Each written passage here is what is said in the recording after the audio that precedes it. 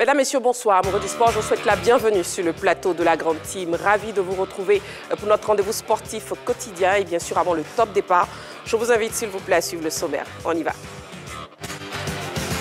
La Grande Team propose ce soir l'actualité sportive d'ici et d'ailleurs. C'est dans LGT News. Ligue 1, le Stade d'Abidjan est-il vraiment la meilleure équipe? C'est la question au centre des discussions dans l'actu. Excellente soirée sportive sur La 3, la chaîne qui offre 3 fois plus de sport.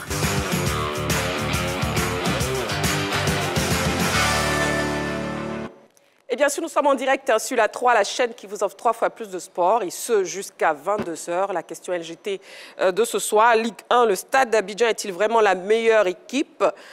Ce sera donc le sujet du débat tout à l'heure dans l'actu. Mais n'oubliez pas, pour le focus de ce soir, on aura un invité. On s'intéresse à nouveau à la crise qui sévit actuellement au taekwondo. Et bien sûr, on recevra le président de la Fédération ivoirienne de taekwondo, M. Jean-Marc Yassé. Ce sera tout à l'heure dans le focus. Le débrief des news, LGT News, la première rubrique de l'émission, c'est maintenant et on y va. Ouvrant le chapitre football, Cannes 2023, la FIF célèbre l'an 1 de la 3e étoile des éléphants. Ils étaient un parterre d'invités prestigieux, dont des membres du gouvernement ivoirien à répondre présents à l'appel de la Fédération ivoirienne de football pour célébrer l'an 1 de la 3e consécration des éléphants, hier mardi 11 février, date commémorative de ce sacre. Témoignages, émotions, prestations d'artistes, tout était réuni pour célébrer Dame Coupe, obtenue avec abnégation et courage. Et Max Alain Gradel, l'un des champions, n'a pas boudé son plaisir. Ça fait plaisir parce que ça rappelle des souvenirs incroyables. Et de voir certaines images, et puis c'est l'anniversaire aujourd'hui, donc je pense que le moment est bien choisi. On est fiers, on est content, et puis ça nous rappelle qu'on on a fait quelque chose de grand. Et il faut que cela inspire les générations futures. Déjà, ça commence déjà lors de la prochaine CAN au Maroc. Donc on espère vraiment qu'on va faire une bonne CAN et remporter encore pour la 4e fois ce trophée-là. En marge de cette cérémonie, plus d'une vingtaine d'acteurs du football ivoirien ont été décorés. Certains ont été élevés au rang de commandeur dans l'ordre du mérite sportif et d'autres ont été faits officiers dans l'ordre du mérite sportif. Une reconnaissance d'une infime partie du travail qui a été accompli. C'est déjà mieux que rien, mais disons que c'est une satisfaction du devoir accompli, au moins qui prouve qu'on n'a pas agi inutilement, qu'on n'a pas vécu inutile dans le monde du football. Ça fait plaisir, ça fait plaisir. Ça veut dire que j'ai quand même compté dans le football ivoirien. Je compte dans le football ivoirien. Je pense que mon parcours parle pour moi et je pense que c'est par cela que c'est par cette reconnaissance-là que l'État et le ministère des Sports m'ont compensé. Donc je ne peux que leur dire merci. Aujourd'hui, ce que nous faisons pour notre pays, à travers le football, vient d'être reconnu. Et pour nous, nous ne pouvons que dire merci. Merci, mais cela n'est possible que parce que y a Dieu qui veut toutes choses, qui fait en sorte que chaque fois que ces enfants sont quelque part, ils puissent bénéficier. Je suis particulièrement très heureux parce que la CAN, c'était pas gagné d'avance. C'était pas gagné d'avance, il fallait aller la chercher et nous l'avons fait grâce à ces enfants-là qui sont venus, qui ont donné tout leur voix, mais surtout grâce au peuple de Côte d'Ivoire. Et aujourd'hui, je voudrais donc décerner cette médaille-là à tout ce peuple, à tous ces Ivoiriens. C'est vrai, aujourd'hui, c'est une seule personne ou quelques-uns qui reçoivent la médaille, mais c'est une médaille méritée pour toute la Côte d'Ivoire et je voulais l'offrir à toute la Côte d'Ivoire. Ligue des Nations Baby, les finalistes connus. Le tournoi de football dénommé Ligue des Nations Baby, entamé depuis le 18 janvier dernier, continue d'animer le terrain synthétique au quartier Biafra de Treichville. En effet, à l'issue des demi-finales disputées le week-end dernier, la Côte d'Ivoire et le Liban ont réussi à valider leurs billets pour la finale de ce tournoi. La sélection ivoirienne s'est jouée de la Guinée sur le score de 1-0, quand celle du Liban a défait le Niger 2-0. L'affiche de la finale est donc connue et cette apothéose s'annonce chaude bouillante entre deux équipes qui ambitionnent de remporter l'édition 2025 de cette compétition organisée en terre ivoirienne. Le Stade Biafra devrait certainement faire le plein à l'occasion de ce choc prévu le 23 février prochain. Nous invitons les amoureux du football à faire massivement le déplacement pour cette clôture, a lancé comme appel le promoteur Karim Cissé. Vous suivez votre émission La Grande Team et nous sommes en direct bien sûr sur la 3. Je vous redonne la question LGT de ce soir. Ligue 1, le Stade d'Abidjan est-il vraiment la meilleure équipe? Et bien sûr, pour nous joindre, vous avez le numéro de téléphone de la 3, le 27 21 59 93 99, mais aussi vous avez la page Facebook de la 3. Une information complémentaire, CAN Junior Côte d'Ivoire 2025, les éléphantaux connaîtront leurs adversaires ce jeudi. La Confédération africaine de football procédera demain jeudi au tirage au sort de la CAN U20, une compétition prévue en terre ivoirienne du 26 avril au 18 mai prochain. Les éléphantaux retiennent donc leur souffle en attendant de connaître leurs adversaires, rappelant que 13 nations participeront à cette CAN Junior. Voilà. On commence donc le débrief des news avec les membres de la team déjà présents sur le plateau. Sans Séverin, oui, je vous écoute. Déjà très belle couleur. Merci Marie-Christine. La CAN U20, on en parle. Vous savez qu'au mois d'octobre, les éléphantaux avaient été éliminés à Lomé. Et Dieu voulant, ils ont été repêchés. Pourquoi? Parce que la Côte d'Ivoire est devenue, après la compétition, le pays hôte. Donc, c'est la 13e nation qui s'ajoute pour la compétition et qui va recevoir la compétition. Elle aura lieu au mois d'avril. Elle va se dérouler dans 3 villes, Yamoussoukro, Bouaké et Korogo. Et les éléphants seront, bien sûr, en tant que pays hôte, dans la poule A. Voilà. Donc, il va y avoir 3 poules, une poule de 5 équipes et 2 poules de 4 équipes. Le nouveau sélectionneur Younes Zerdouk est à la tâche avec Beugre Yago, notre consultant, qui est désormais entraîneur adjoint des U20. Donc, tout se passe bien dans le meilleur des mondes. Pour l'instant, on n'a pas encore les professionnels, mais les locaux, ceux qui sont ici, sont en stage, vous les connaissez, sont les joueurs comme Oumar Konaté, de Sol et bien d'autres. Ils seront bientôt, après, rejoints par Erwan Anyukwa, le capitaine, et d'autres. Donc, on a une belle brochette de joueurs. On a un autre trophée à aller chercher, surtout dans cette catégorie. Ça va être le premier si on le gagne. Oui. Donc, oui, la fédération a déjà tout mis en œuvre pour que tout se passe bien. Reste maintenant au nouvel entraîneur de faire ses preuves dans cette catégorie. Très bien. En tout cas, bonne chance à nos éléphantaux. Ça, c'est vraiment le vert. C'est pourquoi? C'est par rapport à l'anniversaire hier du sacre des éléphants. La 3e étoile. Il y a ça et puis à l'Africa Sport. Oh, bah dites donc, vous, décidément. Bon, je ne vous donne pas de carton pour l'instant. Henri Joël, on vous écoute. Oui. Oui, j'ai voulu parler de Kevin Durant qui rentre dans le cercle des grands 8. Voilà, les grands 8, c'est-à-dire les 8 joueurs NBA qui ont franchi, qui sont au-delà de la barre des 30 000 points. D'ailleurs, il faut savoir que le meilleur scoreur de tous les temps s'appelle LeBron James, même si Roger Stéphane ne l'aime pas trop. Il a plus de 40 000 points. Alors, Kevin Durant, à 36 ans, entre dans ce cercle fermé. Il a déjà, je peux citer quelques noms qui figurent dans ce cercle-là. Vous avez James, vous avez Karim Abdul-Jabbar, vous avez Kobe Bryant, vous avez Michael Jordan. Et voilà, il fait son entrée. Alors, la question a été posée aujourd'hui sur certaines chaînes, où est-ce qu'on place Kevin Durant au niveau de la NBA, au niveau de la hiérarchie. Sincèrement, c'est un peu compliqué de le positionner. Offensivement, c'est l'un des meilleurs joueurs de tous les temps. Offensivement, c'est l'un des meilleurs joueurs. Quand on prend le côté statistique, c'est un peu compliqué parce que, étant avec OKC, il avait une belle brochette de joueurs avec Westbrook, Harden et les autres qui n'ont pas pu gagner une bague. Ensuite, il va chez les Golden State où il gagne 2 bagues. Alors, quand il gagne, après, il dit, bon, OK, je vais aller tenter ma chance du côté de Brooklyn pour essayer de gagner sans les autres. Ça ne se passe pas bien. Ensuite, il est chez les Phoenix Suns. Là encore, c'est un cas difficile. Donc, au niveau de la NBA, on dit, ou certaines personnes disent qu'il a eu ces 2 bagues grâce à Stephen Curry. Donc, on l'attend de voir comment lui seul il peut porter une franchise. Pour l'instant, il n'y arrive pas. Donc, comme je le disais, statistiquement, c'est un peu difficile pour lui. Mais qu'à cela ne tienne, c'est l'un des meilleurs joueurs de tous les temps au niveau de la NBA. Alors, très bien, c'est votre avis. On respecte votre avis. Pour aider Henri Jo, après Kobe, il y a 3 joueurs dont les noms ressortent.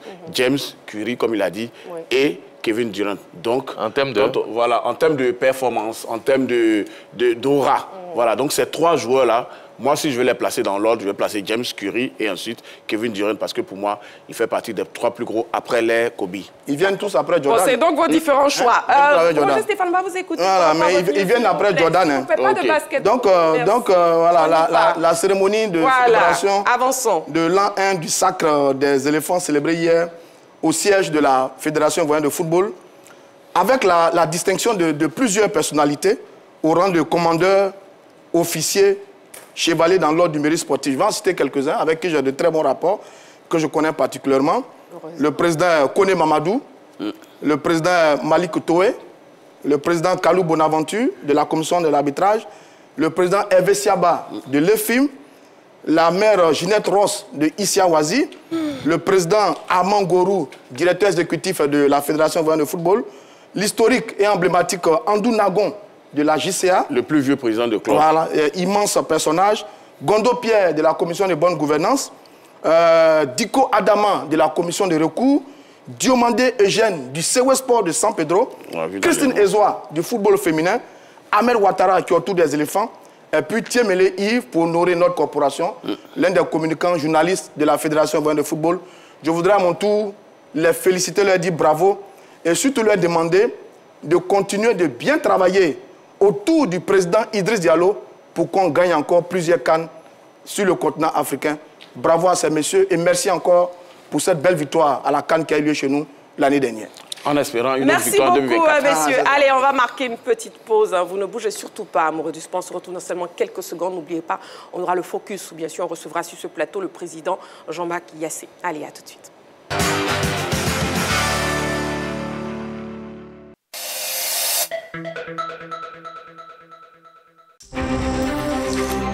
Allez, salut à tous et bienvenue dans l'heure des tchackers et merci de votre confiance. Messieurs, installez-vous confortablement le temps de cette chaude empoignade. Mais ils doivent aller gagner, ils doivent aller prendre 3 points en déplacement.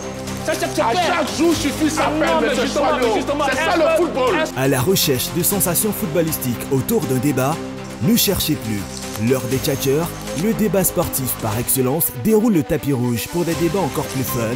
J'emploie le mot parce qu'il faut les employer. Plus chaud bouillant et plus critique. Quand tu es un compétiteur, tu ne te laisses pas marcher dessus. Je suis désolé. On peut tout me raconter, mais il n'y a pas photo. Sinon, parce que tu es champion d'Afrique, c'est fini, tu es titulaire à part entière. L'heure des tchatcheurs n'a jamais été aussi envoûtante comme cette saison. Monsieur Massagourou, le roi final, c'est le football en déplacement et à la maison. Ah donc tu n'aimes pas les finales, monsieur Choileau? Non, non, c'est pas ça. Mais je pense donc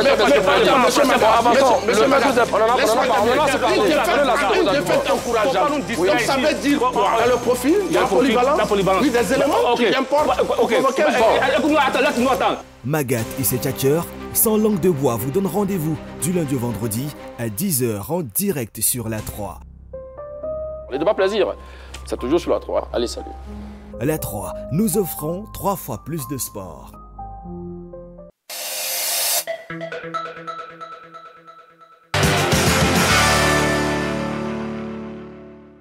Nous sommes de retour sur le plateau de la Grande Team et on passe au focus de ce soir. On y va.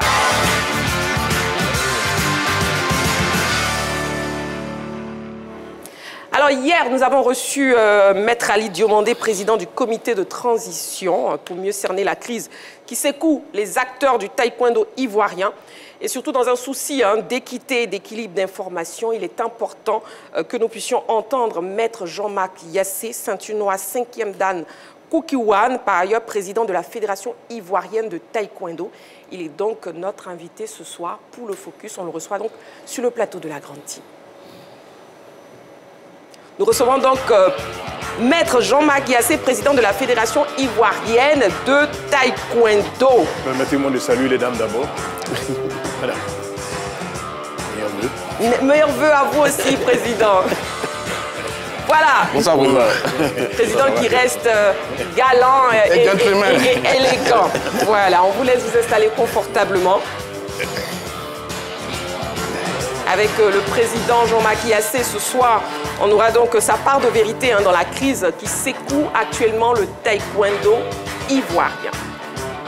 Maître Jean-Marc Yassé, bonsoir. Bonsoir. Bienvenue sur le plateau de la Grande Île. Merci. C'est un plaisir de vous avoir ce soir. Le plaisir est partagé. Heureux de vous retrouver dans cette nouvelle année. Merci, Exactement. Président. Bon, les meilleurs vœux ne finissent pas avec le Président. Quand même, ça fait 2 mois maintenant. Donc voilà, allez, déjà, comment vous vous sentez? Et puis avant de rentrer dans le vif du sujet, hein, comment va la fédération, surtout que vous dirigez la Fédération ivoirienne de taekwondo? Mais écoutez, vous m'avez vu rentrer sur le plateau. Oui. Je me sens bien. Le Seigneur m'a donné la grâce de pouvoir franchir 2024. Qu'est-ce que vous voulez de plus? La Fédération ivoirienne de taekwondo se sent bien. Je crois que nous avons commencé, et du moins nous poursuivons nos différentes compétitions. Nous avons fait notre AG. Bon. Tout va bien. Tout va bien. Tout va bien, d'accord, très bien. Alors, Président, là, on rentre directement dans le vif du sujet. Hein. Vous êtes confronté, surtout depuis le mois d'octobre, à une dissidence que vous reprochent plusieurs griefs. Donc, pour résumer, vos opposants parlent de la non-tenue de l'Assemblée générale ordinaire annuelle depuis votre élection, la non-organisation régulière des compétitions de toutes les catégories, votre passivité face aux événements qui entachent l'honneur de la fédération avec cette affaire de harcèlement sexuel et bien d'autres sujets encore. Donc, que répondez-vous à toutes ces accusations, Président? Merci, Madame. D'abord, lorsque les gens me disent l'AG, j'ai été élu, du moins réélu, parce que j'ai été élu en 2021, où je n'ai pas pu exercer correctement, et j'ai été élu correctement, puisque c'est moi-même qui ai remis ce mandat, en 2022. Donc de 2022 à 2023, ça fait 1 an. De 2023 à 2024, décembre 2024, ça allait faire 2 ans. J'avais déjà préparé l'AG, qui a été suspendu par des dits opposants, parce que moi, je me dis que dans ces conditions, celui qui aime vraiment le taekwondo ne pouvait pas faire ce qui a été fait. Mais enfin, c'est donné à tout le monde. Les compétitions suivent leur cours depuis bien longtemps. Vous avez eu les différentes coupes qui se sont passées au niveau des compétitions de Poumsé. Ouais. Compétitions nationales ont eu lieu. La coupe de l'ambassadeur du courrier a eu lieu l'année passée et cette année. Il y a eu aussi les grands prix avec les jeunes, les cadets, qui s'est passé juste avant. Vous avez eu la Coupe d'Afrique qui s'est passée au niveau de la Côte d'Ivoire, où on a été félicité par l'AFTU, par la World Taekwondo. Bon, je ne comprends pas à quelle compétition ces gens veulent dire. Et puis, le dernier point que j'allais soulever, vous m'avez dit la passivité par rapport à... Bon, je suis Jean-Marc Yassé, un petit taekwondoïne, un petit aladjan de mon espèce. Je ne peux pas aller me substituer à la loi. Donc, le harcèlement, ce qui a été dit n'a pas été encore jugé par la justice. Et je ne peux pas me substituer à la justice. La justice fait son travail. Moi, dès que j'ai appris et que j'ai été au courant, j'ai suspendu tous ceux qui ont été concernés. J'ai porté plainte. J'ai donné à la justice.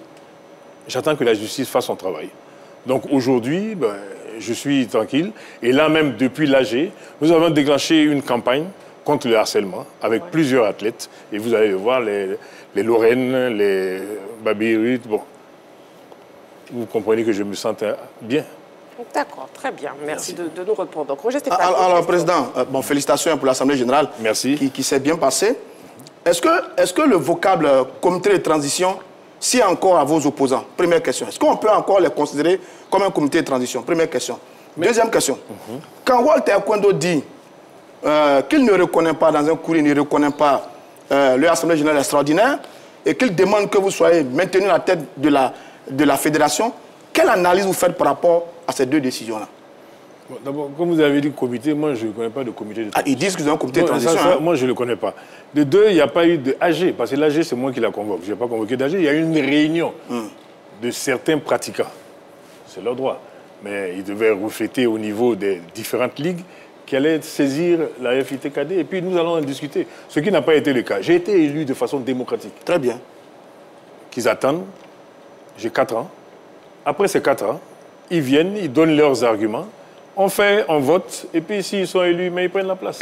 Moi, je suis tranquille dans ma tête. Sur la décision de World Taekwondo? Mais la World Taekwondo a été très ferme. Elle ne reconnaît pas. L'AFTU ne reconnaît pas. La justice n'a pas reconnu. Le ministère n'a pas reconnu. Donc pour moi, j'ai des taekwondoïnes qui se sont soi-disant énervés, et que j'estime ont pensé à eux. Parce que toute cette campagne, c'est pour dénigrer la Fédération ivoirienne de taekwondo. Et dénigrer quoi? C'est pas moi seulement, Jean-Marc Cassé, c'est la Côte d'Ivoire qu'on dit. Et c'est le taekwondo qu'on dit. Donc je pense que tous ceux-là doivent se ressaisir et doivent penser un peu à la Côte d'Ivoire et à notre drapeau et ne pas passer par leur intérêt propre. Très bien. C'est tout. Maître Jean-Marc Cassé, est-ce que vous pensez qu'il y a des mains obscures derrière cette crise? Mais c'est plus qu'évident. Bon, mais je vois, quand je vois en bas certains gens qui gèrent, comment on appelle ça, le centre ivoiro-coréen, qui apportent leur assistance à ces personnes et qui participent à ces genres de réunions, bon, je me dis que je vois. Mais de toute façon, vous savez, rien ne se cache pendant longtemps.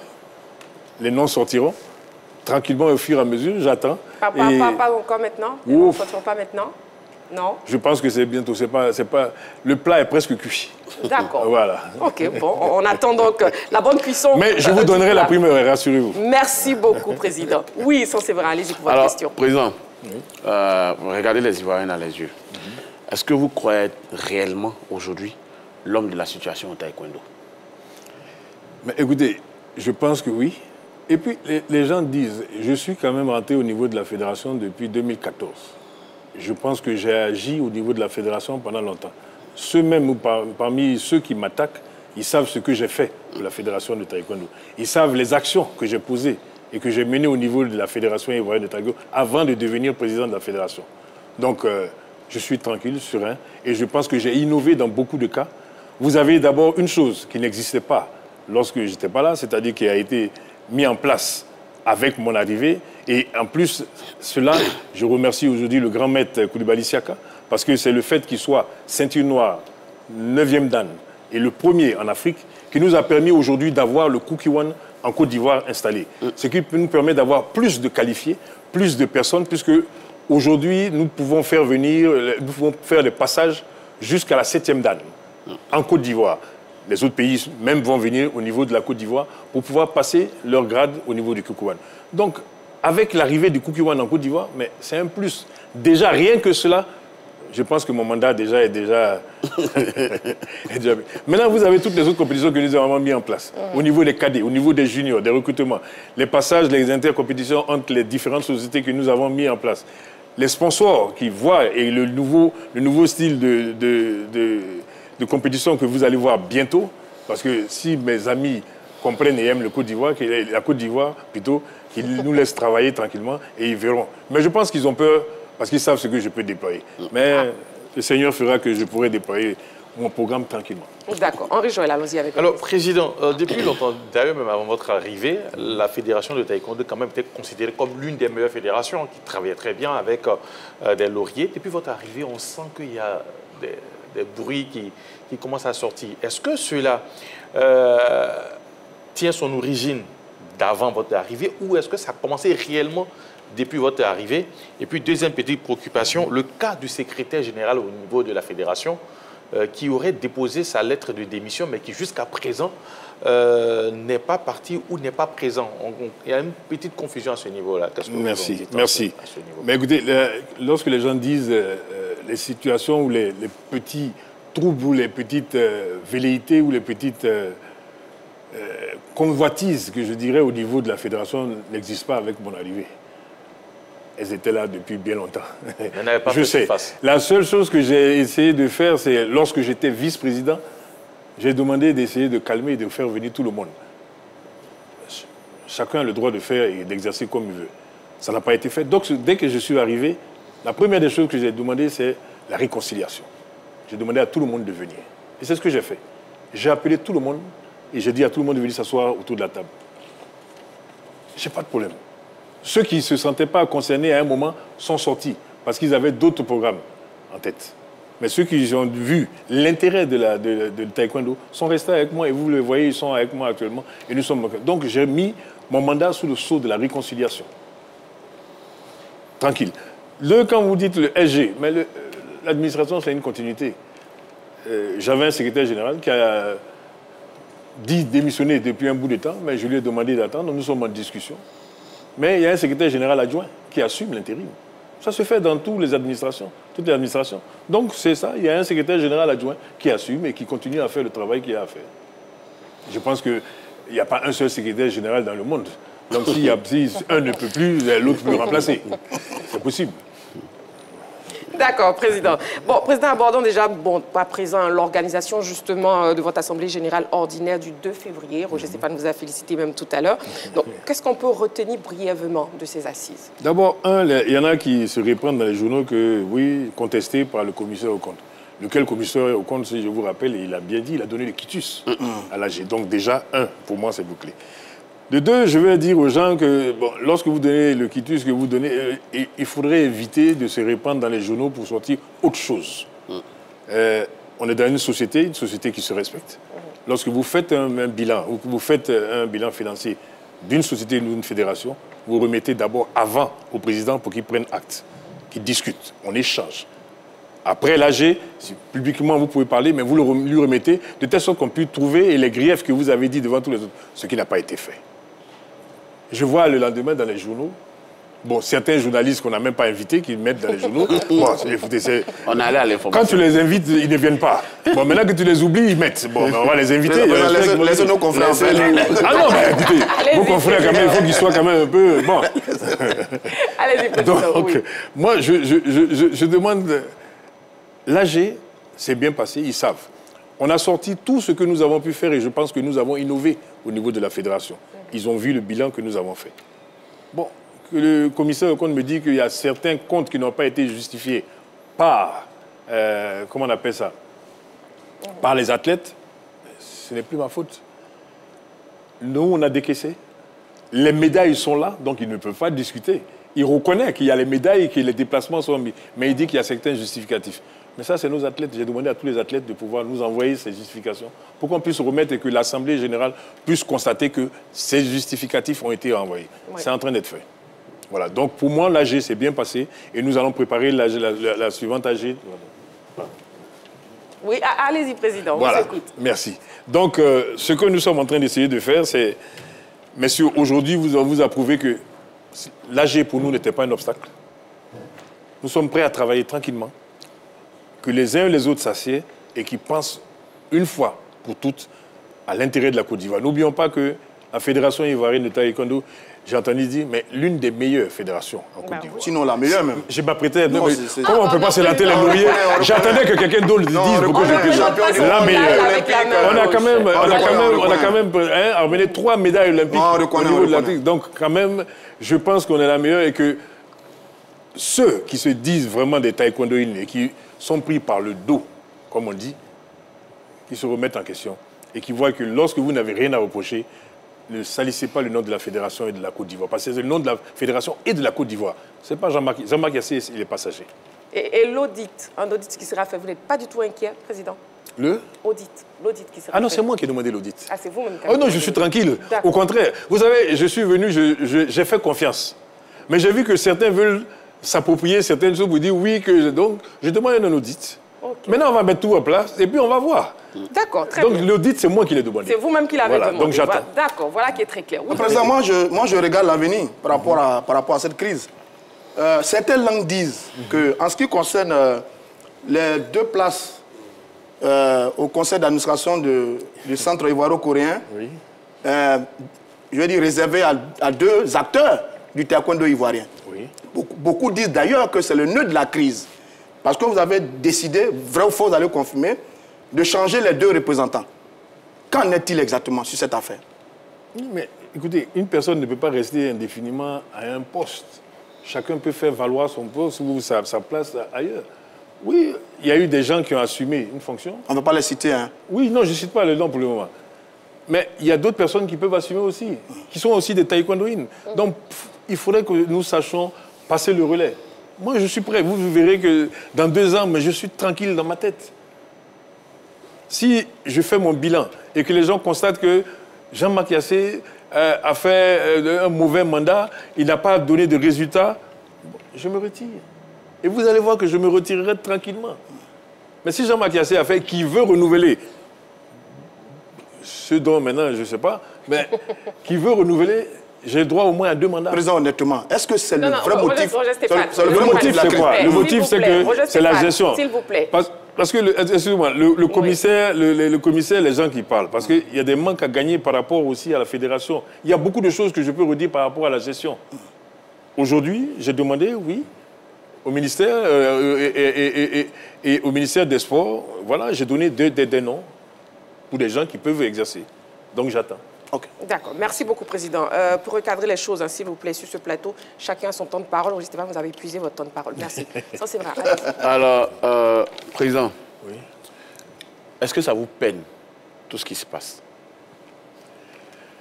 Le mot peiner, je dirais un peu oui. Oui, pourquoi? Parce qu'on salit le nom de la fédération, on salit le nom de la Côte d'Ivoire, parce que c'est répandu dans le monde entier. Ah, la Fédération ivoirienne de taekwondo a un problème. Ah, la Fédération ivoirienne de taekwondo. Et quand vous regardez le lieu du problème, les gens disent, mais il n'y a rien.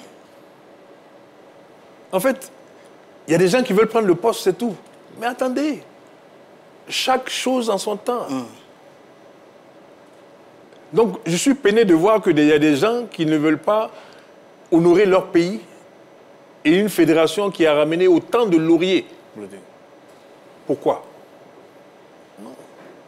Vous n'avez pas respecté les textes du début jusqu'à la fin. On ne vous a pas reconnu. La World Taekwondo vous a débouté. L'AFTU vous a débouté. La justice de Côte d'Ivoire vous a débouté. Le ministère vous a débouté. Le CNO vous a débouté. Mais quand même, si vous avez des plaintes, trouvez vos comment on appelle ça, vos présidents de ligue, vos maîtres, donnez vos préoccupations, on s'assied et on discute. Mais vous n'êtes même pas reconnu dans un club ou des trucs et que vous voulez venir enlever les gens. Non, mais c'est vraiment sérieux quand même à un certain moment. Donc on résume en tout cas que vous êtes très peiné, Président, et pour vous, c'est une question de poste. C'est juste une question de poste. Non, c'est une question de poste. Pour un poste, je pense que les gens peuvent attendre. Tout le monde peut travailler. La dernière question d'Henri Joël. Une seule question, s'il vous plaît. Président, rapidement, on revient sur l'audit que vous demandez. Est-ce que ça va prendre compte votre gestion ou on va aller au-delà de votre gestion?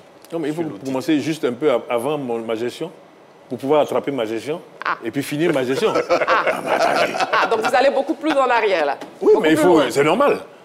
Puisque je suis venu trouver, moi, par fraternité et par amitié, je n'ai pas voulu fouiller. Je me suis dit, bon, allez, on peut travailler tranquillement, on saura comment arranger.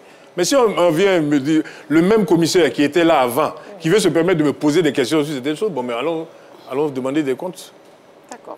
C'est eux qui m'ont demandé. Donc moi, je demande qu'on le fasse maintenant. Je suis tranquille le matin. En tout cas, on note que vous êtes très tranquille, Président. Oui. Voilà.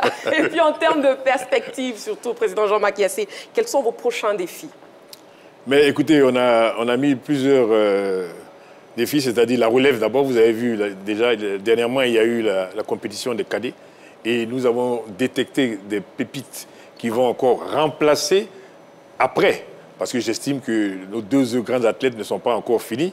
Mais au moins, la relève est déjà assurée. Vous avez Lorraine Ossin qui est déjà championne, qui a été championne cadette du monde, qui a été championne junior du monde, et qui, cette année, va passer.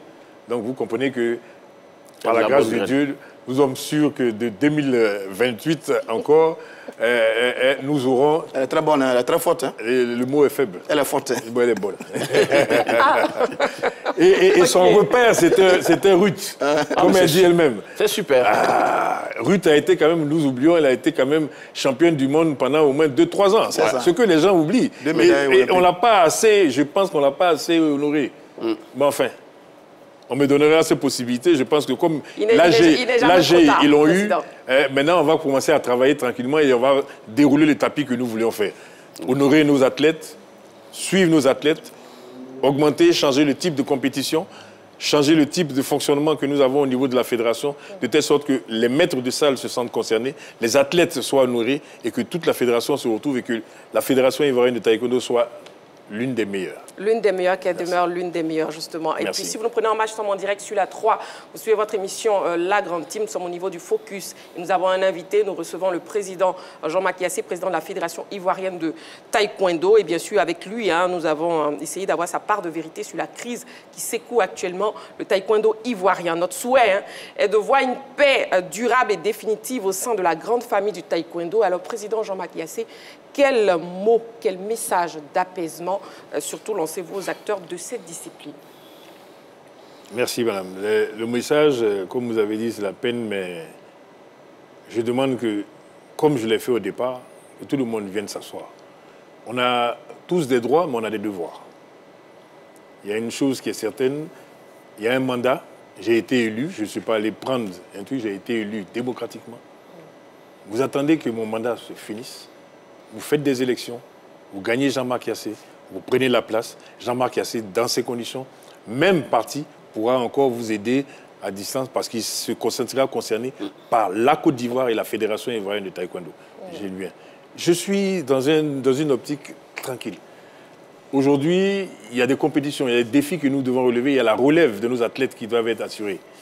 Il y a la prise en compte parce qu'aujourd'hui, ils ont beau dire, j'ai mis en place quand même pour tous les agents la CNPS qu'on a mis en place, les assurances que nous avons mis en place, ce qui n'existait pas.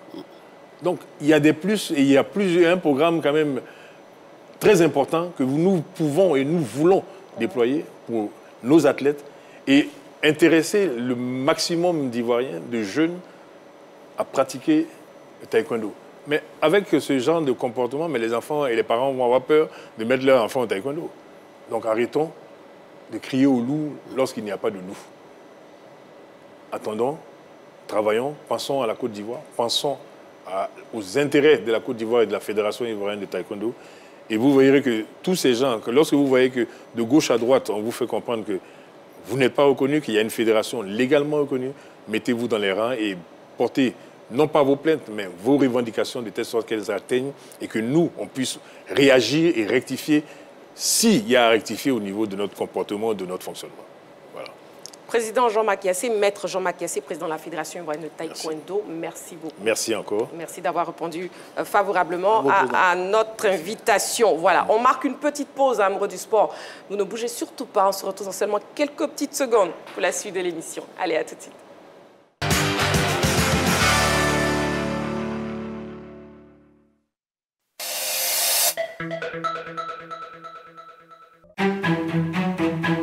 Bonjour, bonsoir. Oyez, oyez. Oyez. Suivez-nous. Merci Brice-Arnaud de te mettre derrière moi. Le monsieur, il est un gabarit. Hein. Appelez-moi, dites-moi de te clencher du feu. Attends, il y a quoi? Le temps est changé. Congélateur, reste concentré. Est-ce que tu n'as pas le sentiment de ton fort intérieur d'avoir gâché la carrière de ce petit? Toi, viens te poursuivre dans tes propos là. De quoi il parle? Si Makoso Parki a des résultats spirituels, c'est que Makoso est...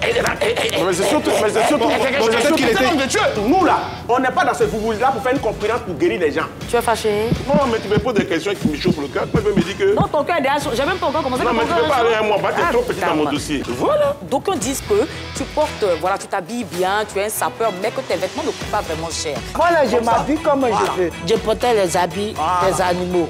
Non, c'est manque de respect, ça. Voilà, voilà la partie là. La partie où elle te manquait de respect, là, ça vient. Mais tu vas où? Non, moi, je suis pas dans ça. On est sauvé par le gong. Non, je suis pas dedans. Parce que je vous ai déjà parlé de ça. Je ne suis pas dedans. Je vous donne rendez-vous du lundi au vendredi pour la saison 5 de Pipoli.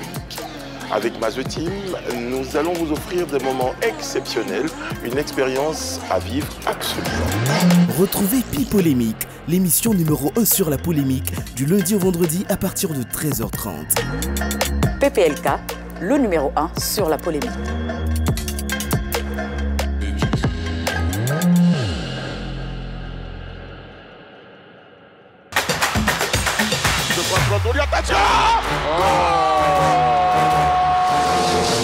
Nous sommes au poste pour vous, bien sûr, amoureux du sport.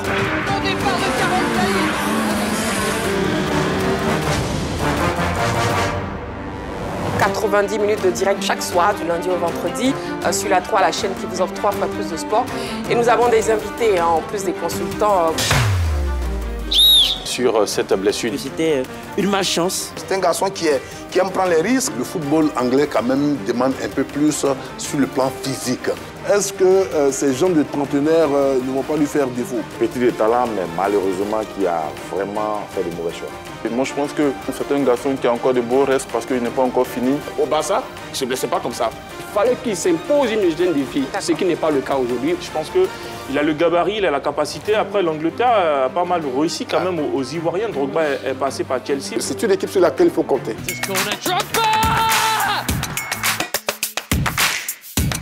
Allez, très chers téléspectateurs, merci beaucoup. C'est un plaisir en tout cas d'être avec vous chaque soir, du lundi au vendredi, de 20h30 à 22h. D'ici là, prenez soin de vous. Et n'oubliez pas, faites toujours du sport. La Grande Team, à voir du lundi au vendredi à partir de 20h30 sur la 3. La 3, nous offrons 3 fois plus de sport.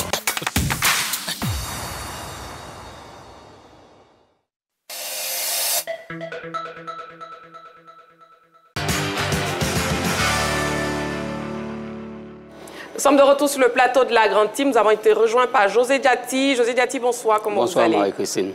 Je vais très bien. D'accord, ravi de vous avoir sur le plateau. Moi, pareillement. Allez, donc on est en direct sur la 3, la chaîne qui vous offre 3 fois plus de sport. Et ce, jusqu'à 22h. Et nous sommes maintenant au niveau des stats du jour. C'est maintenant.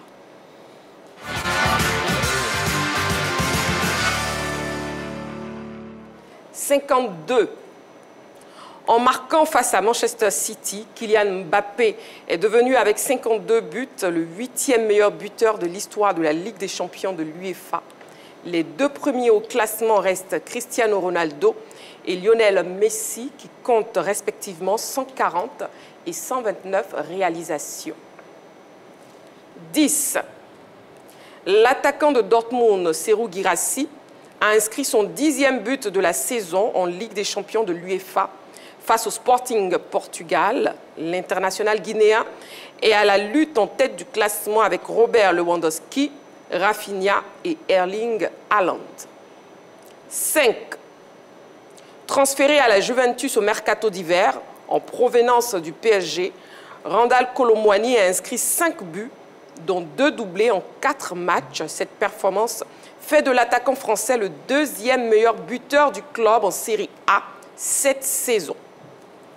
Alors, messieurs, bon, déjà, quels commentaires vous inspirent ce rang de Kylian Mbappé dans le classement des meilleurs buteurs de l'histoire de la Ligue des Champions? José Diati. Oh, ça, c'était un excellent classement, surtout derrière 2 grands joueurs comme Cristiano Ronaldo et Lionel Messi. Et à son âge, c'est déjà une performance. Moi, je vais plutôt, puisque Messi est un peu plus en bas de Cristiano Ronaldo, je vais un peu plus le comparer à Ronaldo, puisque c'est pratiquement le même style de jeu, un peu de vigueur et puis bon, beaucoup de pénétration. C'est un joueur qui a eu quelques difficultés en début de saison au niveau du Real de Madrid où il est arrivé. Et lui-même, il a dit dans ses entretiens qu'il a eu vraiment avec la presse qu'il allait se retrouver à partir de la deuxième moitié de saison. Et c'est ce qu'il est en train de faire. Je pense qu'à son âge, déjà, avoir cette performance-là au niveau de ses buts-là, c'est déjà bon. Il est encore jeune. Ouais. Et espérons qu'il arrive à la hauteur de Cristiano Ronaldo qui, je pense, autour de 180, un peu plus de 180 matchs en Ligue des Champions. C'est déjà une grande performance. Donc, courage à lui. Et puis bon, on espère qu'il va tenir la dragée haute. Et puis, est-ce qu'on peut dire que Kylian Mbappé, justement, est en voie de réussir sa saison au Real Madrid? Oui, pour moi, il a déjà réussi sa saison au Real Madrid. Il est dans ses standards habituels. 23 buts déjà, à mi-saison, on va le dire, toute compétition confondue. Je pense que c'est déjà assez. Quand il a commencé la saison, entre le premier but qu'il marque face à Atalanta, Super Coupe d'Europe, et les autres buts, il y a eu beaucoup de bruit. Lui-même l'a dit que moralement, il avait pris un coup, mais depuis qu'il est revenu aux fondamentaux, au football, il s'est repris, il est devenu l'homme clé du Real de Madrid. Il ne cesse de marquer. Hier encore, face à Manchester City, en match de barrage de cette Ligue des Champions-là, il a inscrit un autre but. Entre les buts et les passes, Kylian Mbappé n'a pas perdu de sa superbe, sauf qu'il n'est plus au PSG, il est dans un plus grand club.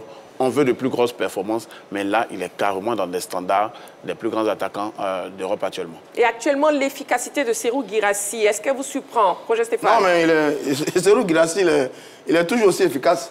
C'est seulement avec la Guinée qu'il est un peu en souffrance, mais il est toujours aussi efficace. Il a fait doubler contre le Real de Madrid, doubler contre Celtic, doublé contre le Barça, doublé contre le Shakhtar Donetsk. Il est en pleine forme. Bon, meilleur buteur quand même, une telle compétition devant Lewandowski du Barça et Haaland de Manchester City. Il faut le faire. Ce garçon, l'année dernière à Stuttgart, il était aussi performant. Il a planté beaucoup de buts au niveau de la Bundesliga. Il est arrivé à Dortmund. Je crois qu'il s'est blessé l'année dernière. Puis là, il a retrouvé sa forme. Malheureusement pour lui, il a un peu loupé la Coupe d'Afrique avec la Guinée. Mais là, on retrouve le Guirassy qu'on a toujours connu. C'est un formidable joueur qui, malheureusement, sur sa fin de saison l'année dernière, s'est laissé coiffer un peu au poteau sur la fin par Ademola Lookman qui a eu le ballon d'or. Mais sinon, sur la saison l'année dernière, c'était Guirassy. Cette année encore, il reprend de plus belle avec l'équipe de Dortmund. Vraiment, bravo à lui, à ce garçon. C'est un formidable buteur. Il n'y a aucune surprise. Il a l'efficacité, une efficacité légendaire. Pareil à Stuttgart, maintenant à Dortmund et en Ligue des Champions. Bravo à lui. Hier, d'ailleurs, sur ce match, j'avoue qu'on n'était pas beaucoup qui donnions victoire à l'équipe de Dortmund face à cette équipe du Sporting. Mais Borussia nous a complètement surpris avec ce 3-0. Bravo à Guirassy qui est en train de faire une superbe saison avec l'équipe du Borussia Dortmund. D'accord. Et puis s'il remporte la Ligue des Champions justement avec Dortmund, est-ce qu'il pourrait être candidat pour le Ballon d'Or africain? Bien évidemment. Aujourd'hui, puisqu'on ne mettra pas dans cette distinction la CAN, puisque la CAN c'est en fin d'année. En décembre, janvier. Donc, je ne pense pas qu'on mettra la CAN dans la balance. D'autant plus que quand on connaît un peu le pays d'où vient Guirassy, c'est pas un pays qui est toujours classé dans le haut du rang au niveau africain. Donc, s'il fait une très belle saison avec l'équipe de Dortmund et qu'il a, comme vous l'avez dit, il réussit à remporter la Ligue des Champions, bien évidemment, il sera très, très bien positionné pour pouvoir remporter le titre de l'homme de l'année. Maintenant, vous avez de l'autre côté aussi, vous avez un autre Africain qui est en train de faire des merveilles cette saison, malgré l'âge, il ne faut pas l'oublier, Mohamed Salah avec l'équipe de Liverpool. Et d'ailleurs, aujourd'hui, quand on pose la question de savoir la meilleure équipe européenne en Ligue des Champions, tout le monde voit Liverpool. Donc Mohamed Salah qui pourrait être le grand concurrent de Guirassy. Actuellement, je pense que si on arrête aujourd'hui les compétitions, c'est le meilleur joueur. C'est le favori. Voilà, donc... le même favori au Ballon d'Or. Ah oui? Oui, même le Ballon d'Or. Très bien. France Football, je pense que c'est lui. Donc, Guirassy doit travailler beaucoup parce que Mohamed Salah a pris énormément d'avance. D'accord, c'est bien noté. Et puis, Kolo Muani, José Diati, comment déjà on explique cette rapide adaptation de Kolo Muani à la Juve? Non, Kolo Muani, il était d'abord en souffrance au PSG. Hein. Il ne rentrait pas dans les standards de Luis Enrique. Oui. C'est un excellent joueur, mais vous savez, un joueur, il y a beaucoup de paramètres. Hein. Il faut que l'entraîneur avec qui vous êtes, vous soyez en parfait accord avec lui pour que vous rentrez dans son schéma de jeu. Tout ça. Bon, lui, Kolo Muani, c'est un neuf. C'est un joueur. Luis Enrique, c'est quelqu'un comme les Pep. C'est l'école du Barça qui ne joue pratiquement souvent pas avec des attaquants de pointe, des attaquants de choses. Bon, donc, c'était un peu difficile pour lui, mais ce n'est pas essentiellement la raison. La raison, c'est parce que Luis Enrique ne voulait peut-être pas de lui. Il est parti à la Juve, prêté sans option d'achat. Ça veut dire que, on voulait vraiment se débarrasser de lui. Voilà. Mais je pense qu'il a repris confiance et lui-même le dit, il avait besoin de temps de jeu. Il avait besoin de temps de jeu et ce temps de jeu-là, il l'a eu et il l'a à la Juve. Et un joueur... Il faut toujours avoir beaucoup de courage, il faut toujours se donner à fond et c'est ce qu'il est en train de faire et il performe vraiment bien au niveau de la Juve. Exactement. Voilà, la question LGT de ce soir, Ligue 1, le Stade d'Abidjan est-il vraiment la meilleure équipe? C'est maintenant et c'est dans l'actu. On y va.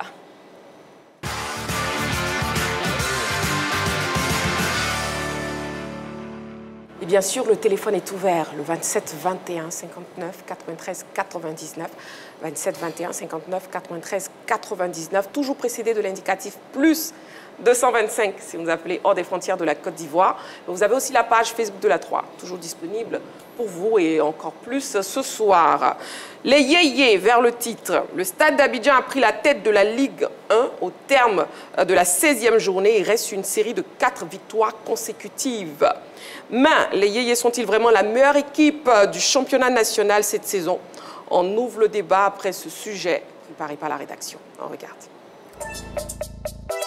Le Stade d'Abidjan trône sur la Ligue 1 ivoirienne depuis la 16e journée. Suite à leur belle victoire face au FC San Pedro, les Yéyés ont pris les commandes du championnat national, reléguant le précédent leader, la FAD, à 3 longueurs. Dimanche dernier, dans le cadre de la 17e journée, ils ont confirmé leur position en dynamitant l'ISCA 3-0. Les Bleus et Rouges sont invaincus en Ligue 1 depuis la 12e journée et restent sur une série de 4 victoires consécutives.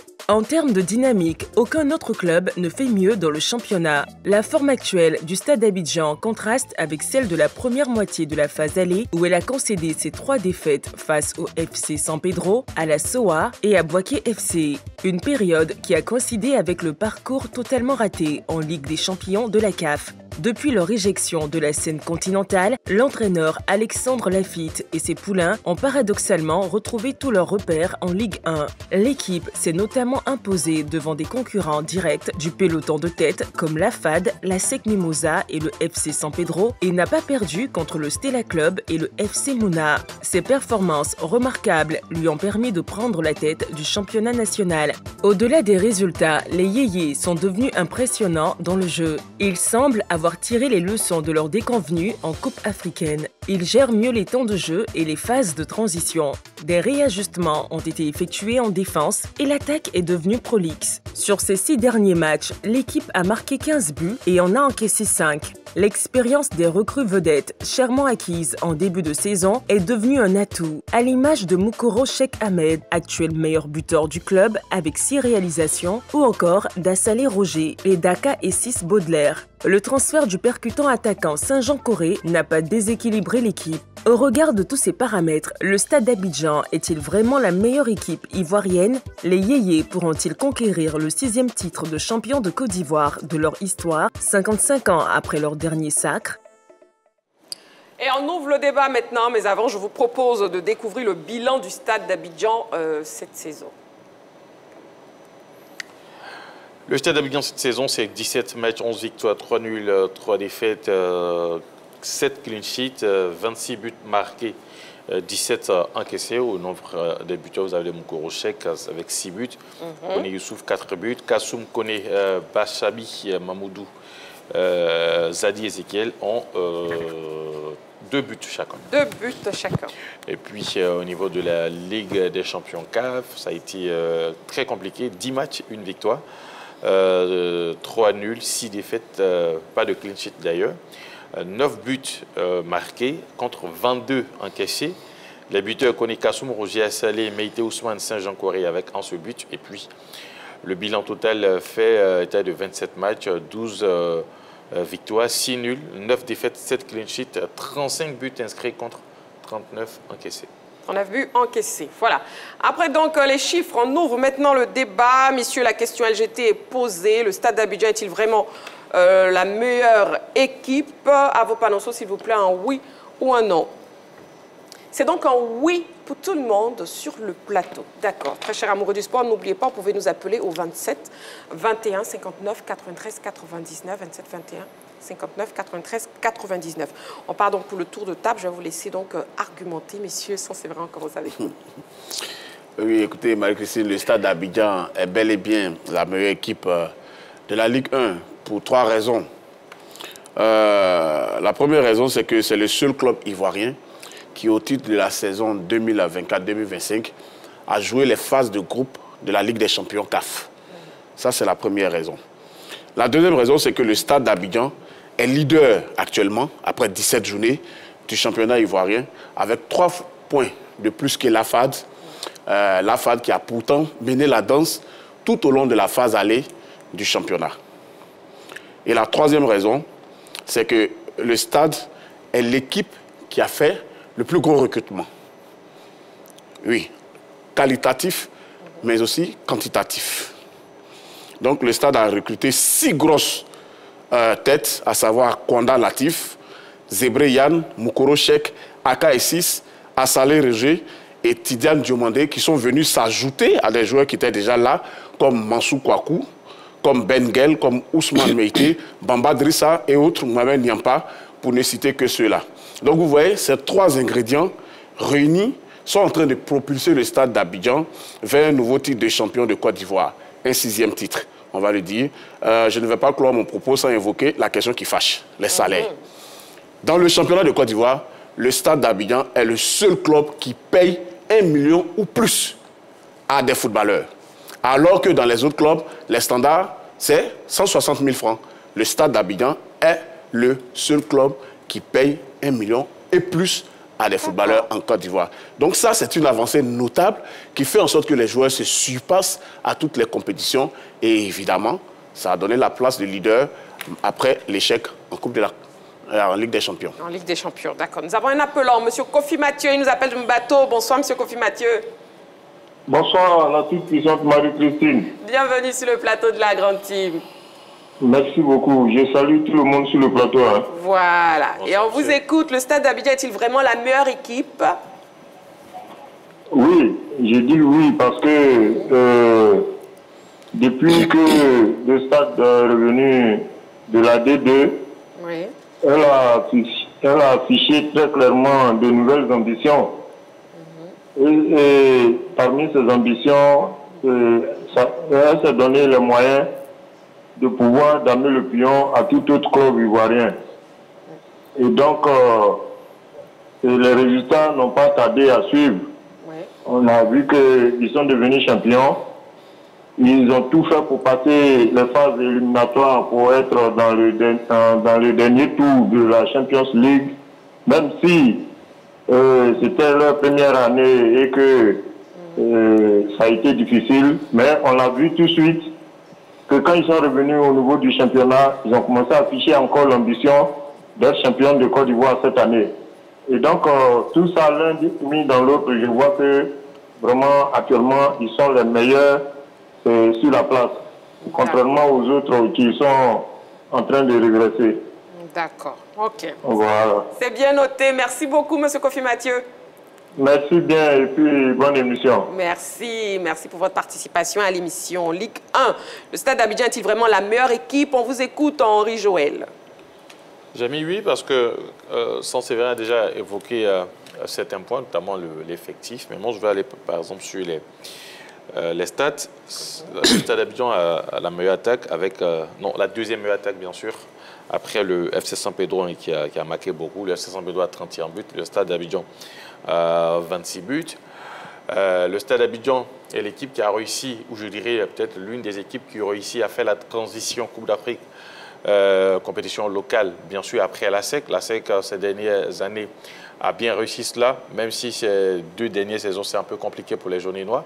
Mais le Stade d'Abidjan a réussi à faire cette transition de la Coupe d'Afrique à la compétition locale sans grande difficulté. Parce que ce que nous avons constaté ces dernières années, c'est que les équipes engagées en Coupe d'Afrique, en dehors de la SEC, souvent ont des difficultés à pouvoir suivre au niveau local. Sauf que le Stade d'Abidjan, c'est vrai, au niveau de la Coupe d'Afrique, ça ne fonctionne pas bien, mais au niveau local, depuis l'élimination, d'ailleurs même, ils ont réussi à être constants. Et là, depuis l'élimination, ils ont pris les devants des choses. Et là, ils sont en train de caracoler en tête. Et puis, c'est la 6e meilleure défense au niveau de notre championnat. Donc, quand on regarde tout ça, on se dit aujourd'hui, voilà, c'est le club qui vraiment est mieux taillé pour essayer de faire la course en tête et rester à la tête de ce championnat jusqu'à la fin. Maintenant, il peut y avoir des parcours quand même quelques circonstances qui vont peut-être mélanger un peu les pinceaux, mais pour l'instant, c'est la meilleure équipe, je dirais, c'est le meilleur club au niveau du championnat ivoirien. D'accord. Roger Stéphane. Je suis parfaitement d'accord avec les deux intervenants, parce qu'évidemment, quand vous tenez compte du classement, le Stade Abidjan est en tête avec 36 points. Ils ont le plus grand nombre de victoires, c'est 11 victoires depuis le début de la saison. Ils sont 2e au niveau des matchs nuls, ils ont 3 matchs nuls. Ils sont 2e au niveau des défaites, ils n'ont que 3 défaites. C'est il a dit, la 2e meilleure attaque avec 26 buts inscrits. Ils sont sur une série d'invincibilité de 5 matchs, ils ont 4 victoires. Le Stade Abidjan est invaincu depuis la 11e journée. La dernière défaite du Stade Abidjan remonte au 11 décembre 2024, c'était face à Boaké, 2-0. Maintenant, si vous considérez les confrontations directes avec les équipes qui jouent le titre, le Stade Abidjan a fait un grand pas par rapport à ses adversaires. Le Stade Abidjan a battu la FAD 3-1. Le Stade Abidjan a battu la SEC Moza 1-0. Le Stade Abidjan a battu le FC San Pedro 1-0, même si à l'aller, San Pedro les avait battus 4-0. Et puis ils ont fait 2 matchs nuls face au Stella et à Mouna. Sur les 4 derniers matchs, c'est 13 buts inscrits. Autrement, c'est une équipe qui est vraiment en pleine forme et qui rayonne. Ils ont un bel effectif, ils ont un bon entraîneur, ils ont un très bon management. Si on met tous ensemble, on n'a pas tout à fait tort de dire pour beaucoup parmi nous que le Stade Abidjan est en train d'aller vers un 6e titre de champion de Côte d'Ivoire. Le dernier titre du Stade Abidjan, si ma mémoire est bonne, remonte à 1969. Ça fait vieux, ça fait longtemps. Ils ont gagné 4 titres dans les années 60. Le dernier remonte à 1969. Évidemment, cette année, le Stade Abidjan a les cartes en main pour être champion de Côte d'Ivoire. Bon, maintenant, la compétition est encore longue. Il peut y avoir des surprises. Mais sur ce qu'on voit depuis le début de la saison et surtout la fin de la phase de poule de la Ligue des Champions, il y a une superbe équipe du Stade Abidjan qui, à mon avis, est en train de partir vers un titre de champion de Côte d'Ivoire. D'accord. Nous avons un appelant, monsieur Ipou Jean-Baptiste. Il nous appelle de Boaké. Bonsoir, monsieur. Bonsoir, Marie-Christine. Bienvenue sur le plateau de la Grande Team. Merci, Marie-Christine. Je salue tout le plateau. Voilà. Allez, on vous écoute. Ligue 1, le Stade d'Abidjan est-il vraiment la meilleure équipe? Pour moi, on ne peut pas dire maintenant là, que le Stade est la meilleure équipe. Il faut attendre la fin de la saison. Si on dit la meilleure équipe actuellement, on peut dire oui. Parce que pour les journalistes, on dit dans la première phase du championnat, tout le monde a dit que l'AFAD était la meilleure équipe. Aujourd'hui, parce que le Stade a pris le devoir des choses, on dit que c'est la meilleure équipe. Pour moi, il faut attendre la fin de l'année. D'accord. Je suis sûr qu'en fin d'année, lorsque la SEC sera champion, les mêmes journalistes là diront que c'est la SEC qui est la meilleure équipe. Voilà pourquoi je veux qu'on attende la fin du championnat pour désigner la meilleure équipe. Seulement si on dit actuellement, là je suis d'accord. D'accord, mais actuellement, mais la question c'est actuellement. Hein. Ah bon, comme je vois, quand j'ai regardé, je n'ai pas vu actuellement comme ça. Ah, d'accord, ok. Bon, Est-ce que ça veut dire? Comprenez comme ça, alors. Est-ce que ça veut dire? Donc, on note que c'est un oui pour la question LGBT. Sinon la meilleure équipe, c'est la SEC Mimosa. D'accord, ok. On a compris. C'est bien compris. Merci beaucoup, monsieur Ipou Jean-Baptiste. Je vous en prie. Voilà. Il nous appelait donc de Boaké. Voilà. Le Stade d'Abidjan est-il vraiment la meilleure équipe? On termine le tour de table avec José Diati. Oui, moi j'ai donné aussi un oui. Oui, moi j'ai dit oui parce que, bon, au-delà des recrutements, des salaires, des statistiques, pour le commun des mortels qui doit aller chercher tout ça, c'est un peu plus difficile, mais il y a deux éléments factuels qui sont là. Et tout le monde peut voir. Voilà, l'homme de la rue peut voir. Il y a le positionnement du stade au niveau du classement, je dis, la dynamique du stade au niveau du classement. Et puis, bon, le stade est le représentant, le club qui a représenté la Côte d'Ivoire en Ligue des Champions. Donc ces deux éléments-là seulement permettent simplement, même sans entrer dans les détails, bon, on entre dans les détails pour nous, journalistes, oui. C'est très important, mais pour le commun des mortels, pour l'Ivoirien lambda, rien qu'à partir de ces deux éléments factuels, le stade, pour l'instant, c'est la meilleure équipe actuellement dans le championnat national. Très bien. Bon, la meilleure équipe, oui, mais comment on explique justement ces deux visages du stade d'Abidjan en Coupe africaine et en Ligue 1? C'est vrai, oui. C'est très simple, Marie-Christine. Vous savez, le stade d'Abidjan a joué sa dernière compétition il y a 50 ans de cela, la dernière Ligue des Champions. Donc, le retour cette année s'est fait, bien sûr, comme vous le savez, avec une nouvelle génération. Une génération dans laquelle 2 tiers n'a jamais joué de grande compétition. Alors, il a fallu faire des recrutements, ajouter des anciens, des joueurs expérimentés qui ont déjà connu l'Afrique et d'autres compétitions, comme Aka Issis, comme Moukoro, comme Assalé Roger, qui a été champion, vainqueur de la Ligue des Champions avec le TP Mazembe. Donc, il a fallu ajouter ces joueurs-là aux nouveaux qui sont là. La mayonnaise a eu du mal à prendre, simplement parce que il y avait un trop grand nombre de joueurs expérimentés. En plus de cela, il y avait 2 coachs. On a beau me dire qu'ils travaillent en synergie, mais chaque coach a ses idées. Pour le championnat, il y avait Lafitte qui n'avait pas ses diplômes, mais maintenant, qui a la licence A fédérale, donc il peut passer la licence A CAF et être sur un banc en Ligue des Champions. Donc ça, c'est déjà un plus. Et Adouaire Serge, sorti de l'INGS, qui a le diplôme, la licence A CAF. Donc, l'un mis dans l'autre, ça n'a pas tellement fonctionné, mais le stade a su en tirer quelque chose de grand. Ils sont devenus plus calmes dans la gestion des matchs. Ils sont devenus plus cliniques dans un match de football. Et ça, c'est à mettre au crédit de la compétition africaine, selon ce que les dirigeants m'ont dit aujourd'hui. Très bien. Nous avons un appelant, M. Kanga Bertin. Il nous appelle de Yamoussoukro. Bonsoir, M. Kanga. Oui, bonsoir. Bonsoir, M. Kanga. Oui, bonsoir, Marie. Voilà. Bienvenue sur le plateau de la Grande Team. Ah oui, je salue tout le monde. Voilà. Ligue 1, le stade d'Abidjan est-il vraiment la meilleure équipe, M. Kanga? Oui, j'ai dit oui, et oui et fort oui. D'accord. Bon, moi-même, je suis un stadiste. Ah, on comprend un peu. Ben, c'est pas pour ça aussi que je dis oui. D'accord. Les supporters de la SEC, c'est pas vous, non? D'accord, on vous écoute, M. Kanga. Bon, oui, le stade est en pleine forme, ça il faut le reconnaître. Bien organisé au niveau des encadrements techniques, au niveau des dirigeants. Donc, ce qui fait que l'équipe a une très bonne force de frappe. C'est simple, hein? Okay. Je dis bien, c'est pas parce que je suis supporter du stade que je dis ça. Compris. Mais il faut le reconnaître qu'il y a une organisation. D'accord. Ok. Oui, donc, moi, je dis oui, que le stade est la meilleure formation présentement en Côte d'Ivoire. D'accord. Ok. C'est bien noté, M. Kanga. Merci donc, beaucoup. Je salue tout le monde, je salue tous ces cadres ivoiriens qui font beaucoup de choses. En plus, vous-même, merci. Merci beaucoup, M. Kanga. Gros bisous. Voilà, M. Kanga qui nous appelait donc de Yamoussoukro. M. Kanga Bertin, merci beaucoup pour votre participation. Donc oui, on était sur les deux visages justement du stade d'Abidjan en Coupe africaine et puis en Ligue 1. On a eu quelques éléments de réponse avec ça, c'est vrai, Roger Stéphane? Mais évidemment que le stade ne pouvait avoir que deux visages sur ces deux compétitions. C'est pas ces deux compétitions totalement différentes. Une équipe du stade d'Abidjan qui se retrouve dans la même poule avec le Al Ahly, Orlando Pirates et Belouizdad. Nous tous, on savait que c'était cuit. L'échelle était un peu trop haute pour les Bleus Rouges. Maintenant, sur le championnat local, c'est vrai qu'avec les recrues qui ont été effectuées, il fallait que la mayonnaise prenne du temps pour prendre. Elle a pris. Et justement, c'est la Ligue des Champions qui a fait un très grand bien à l'équipe du Stade Abidjan.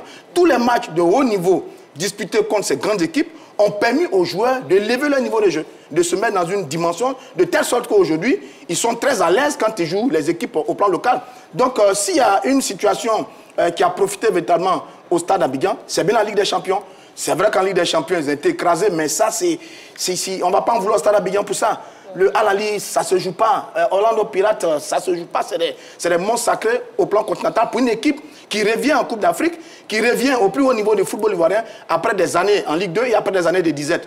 Donc, on s'attendait à ce que ça ne marche pas en Ligue des Champions, mais en même temps, la Ligue des Champions a permis aux joueurs de se frotter à plus fort et à plus grand. Ouais. Et en retour, aujourd'hui, l'équipe est en pleine forme. Quand vous regardez l'effectif de cette équipe du Stade Abidjan, sur les joueurs qui ont été donnés, des joueurs expérimentés, Assalé, Moukoro, Mansou, Aka, Kone Kassoum, Bamba Drissa Le Poitier, Bengel, Diallo, Ousmane, qui ont boulingué au plan local et ailleurs, plus les jeunes talentueux que sont Bayo Adama et Konaté Abdoul, ça donne une très belle machine.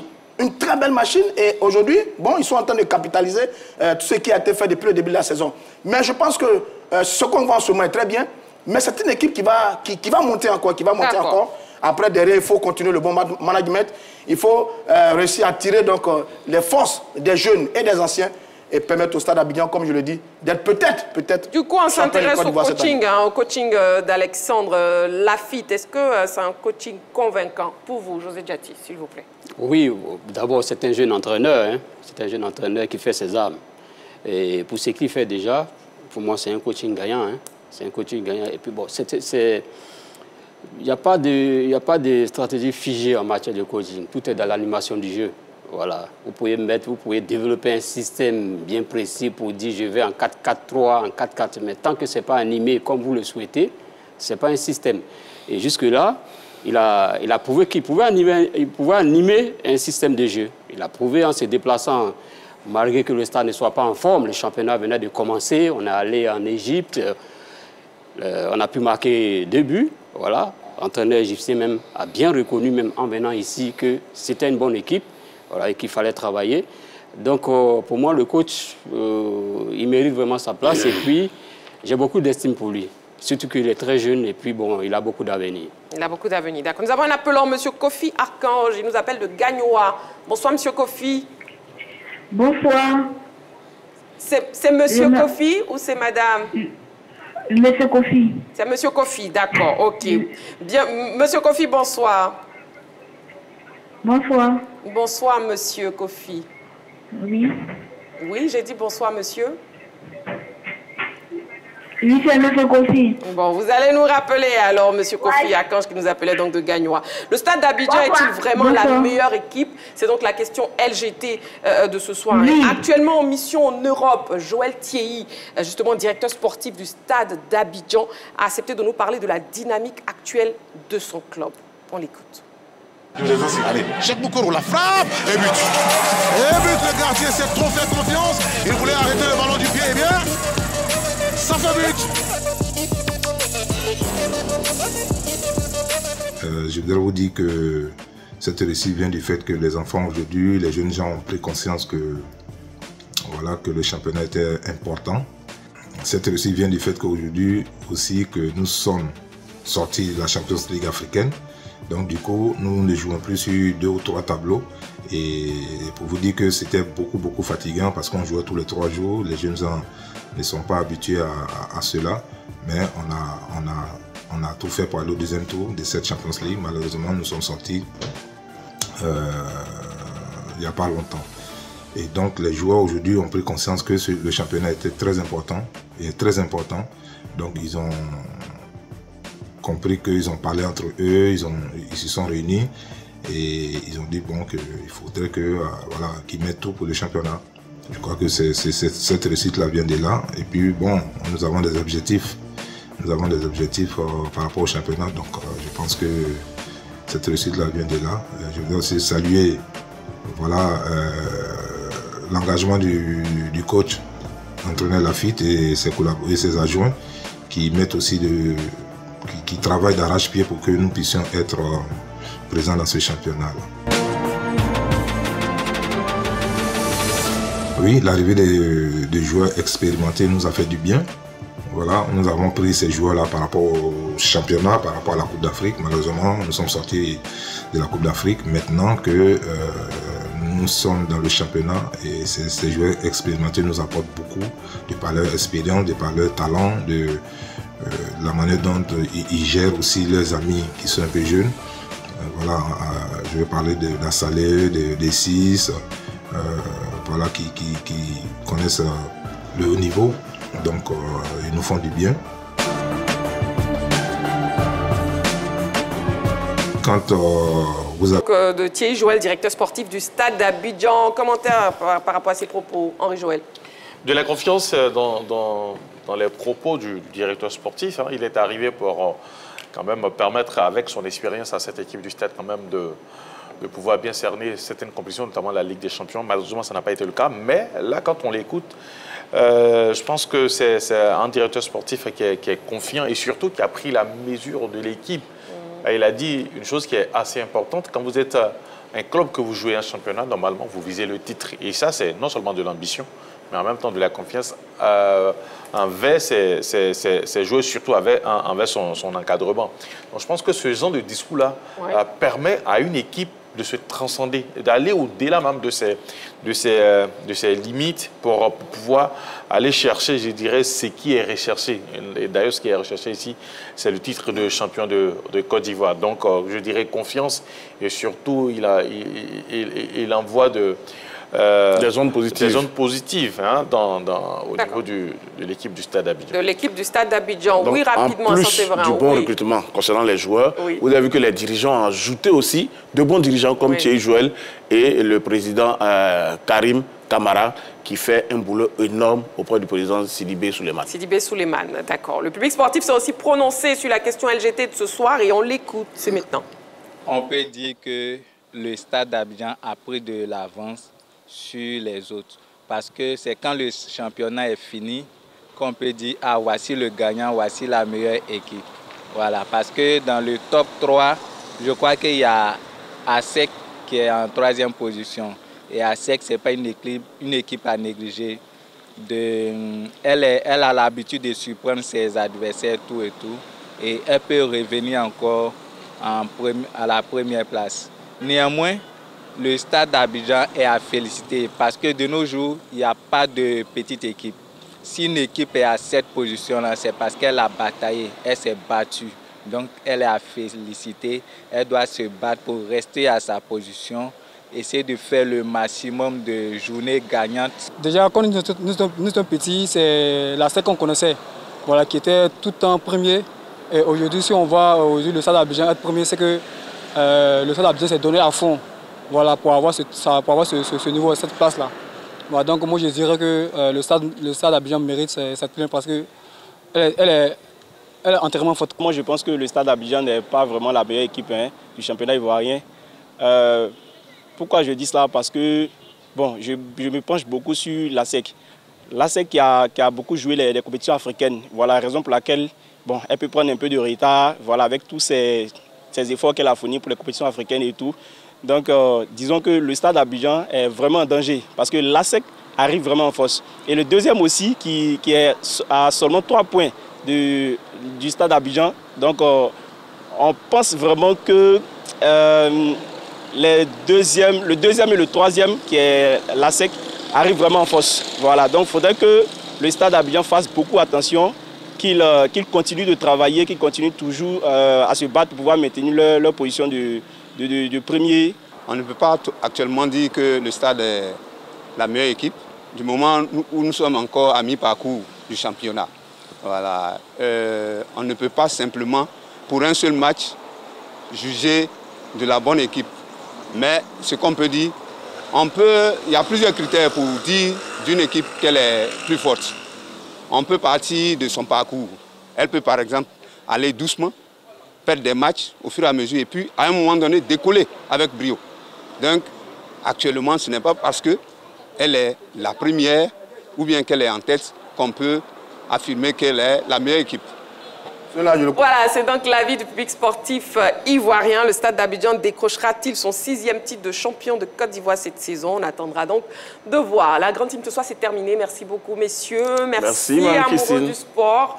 Rendez-vous est donc pris demain en direct 20h30. D'ici là, prenez soin de vous. Et n'oubliez pas, faites toujours du sport.